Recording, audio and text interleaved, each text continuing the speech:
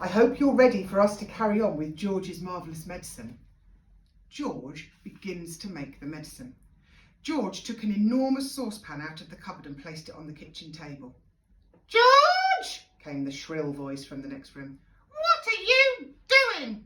Nothing, Grandma," he called out.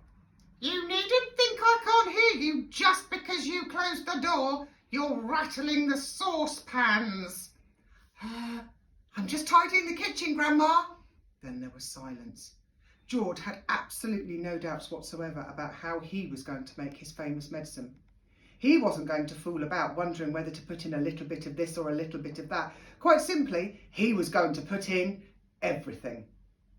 Everything he could find.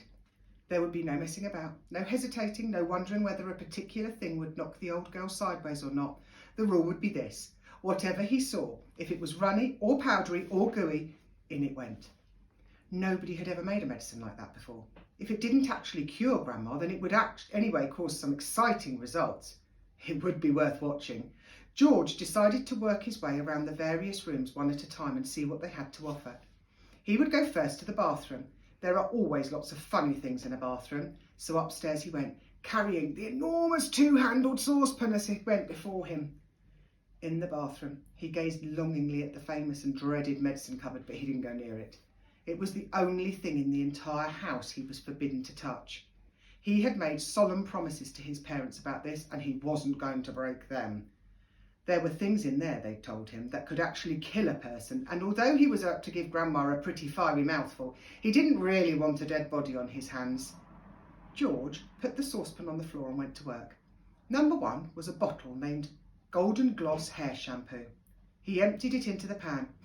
"That ought to wash her tummy nice and clean," he said. He took a full tube of toothpaste and squeezed out the whole lot of it in one long worm. "Maybe that will brighten up those horrid brown teeth of hers," he said. There was an aerosol can of Superfoam shaving soap belonging to his father. George loved playing with aerosols. He pressed the button and kept his finger on it until there was nothing left. A wonderful mountain of white foam built up in the giant saucepan. With his fingers, he scooped out the contents of a jar of vitamin-enriched face cream. In went a small bottle of scarlet nail varnish. "If the toothpaste doesn't clean her teeth," George said, "then this will paint them as red as roses." He found another jar of creamy stuff labelled hair remover. "Smear it on your legs," it said, and allowed to remain for 5 minutes. George tipped it all into the saucepan. There was a bottle with yellow stuff inside it called Dishworth's famous dandruff cure. In it went.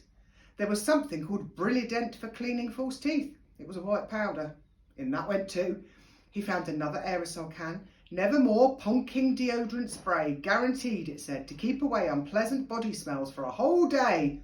"She could use plenty of that," George said, as he sprayed the entire canful into the saucepan. Liquid paraffin, the next one was called. It was a big bottle. He hadn't got the faintest idea what it did to you, but he poured it in anyway. And that, he thought, looking around him, was about all from the bathroom.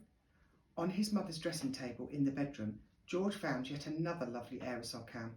It was called Helga's Hair Set. Hold 12 inches away from the hair and spray lightly.